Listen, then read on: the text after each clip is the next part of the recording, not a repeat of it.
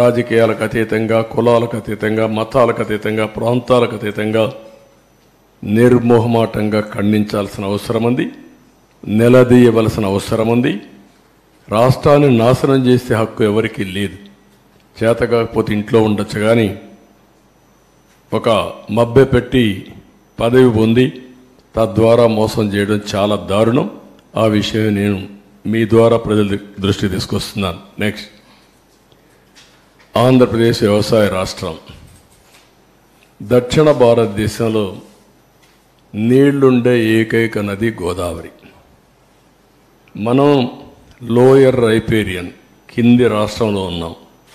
మన దగ్గర నుంచి నీళ్ళన్నీ సముద్రానికి వెళ్తాయి. దగ్గర ఆవరేజ్న 3000 టీఎంసీ నీళ్లు తలసరి ప్రతి ఒక్క సంవత్సరం సముద్రంలోకి వెళ్ళే పరిస్థితి ఉంది. ఈ నీళ్లన్నీ కానీ ఉపయోగించుకుంటే రాష్ట్రాన్ని కరువు రహిత రాష్ట్రంగా, డ్రౌట్ ప్రూఫ్ స్టేట్గా చేసేందుకు అవకాశం ఉంది. డెల్టా స్థిరీకరణతో పాటు ఉత్తరాంధ్ర, రాయలసీమ తాగునీరు, సాగునీరు దించే బహుళార్థ సాధక జాతీయ ప్రాజెక్టు. అదే మరిగా ఈ వరదలు ఇవన్నీ వచ్చినప్పుడు కానీ, మామూలుగా కానీ జల విద్యుత్తు, హైడల్ అనేది చాలా ముఖ్యం. ఇప్పుడు సోలార్ విండ్ వచ్చింది. సోలార్ డే టైం వస్తుంది, విండ్ నైట్ ఈవినింగ్ టైం వస్తుంది. మిగిలిన గ్యాప్ ఏదైతే మనకు కొన్నిసార్లు కరెంటు కొరత ఉంటుంది, పీక్ లోడ్ ఫ్యాక్టర్, అప్పుడు ఈ హైడల్ ఉంటే ఎప్పుడైనా ఆన్ చేసుకోవచ్చు, ఎప్పుడైనా ఆఫ్ చేసుకోవచ్చు. ఆ విధంగా కూడా హైబ్రిడ్ మోడల్ తేవడానికి ఐడల్ పవర్ చాలా ఉపయోగపడుతుంది. అలాంటి ప్రాజెక్ట్ ఇది. దీన్ని మనం చూస్తే 2014లో రాష్ట్ర విభజన జరిగింది, కానీ చాలా నష్టపోయామని అందరికీ ఆవేదన ఉంది.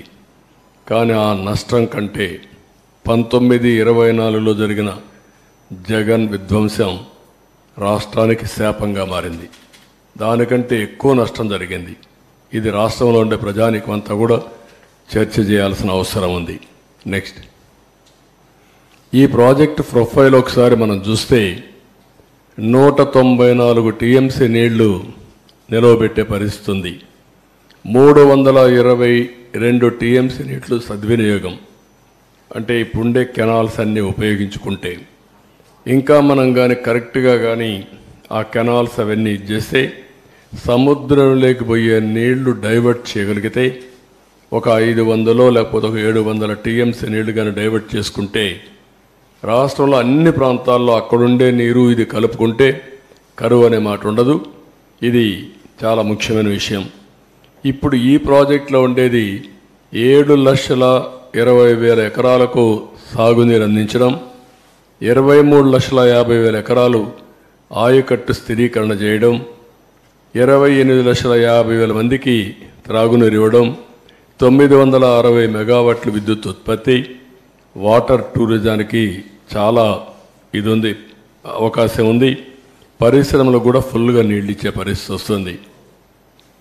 నెక్స్ట్, ఇది ఒక చిరకాల వాంఛ.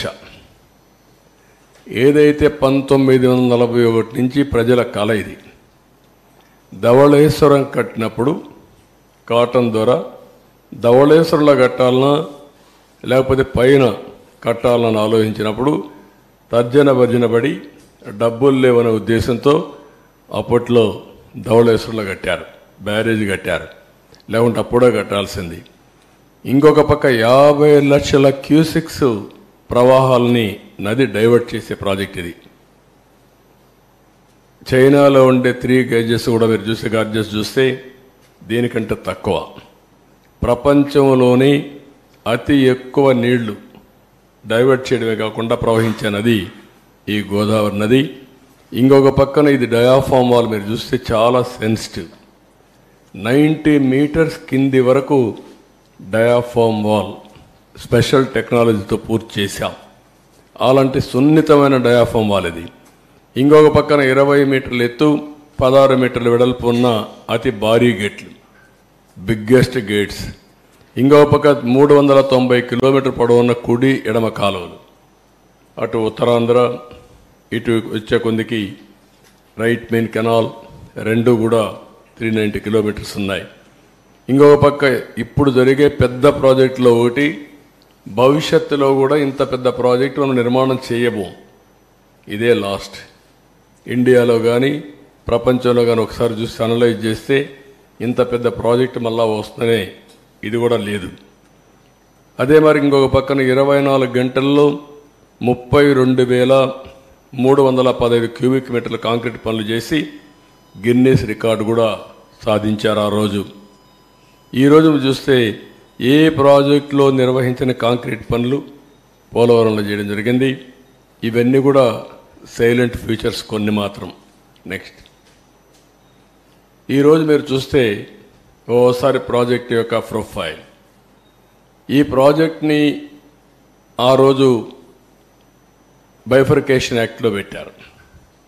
కానీ ముంపుకు గురయ్యే 7 మండలాలు తెలంగాణలో పెట్టారు. నేను ముఖ్యమంత్రిగా ఎన్నిక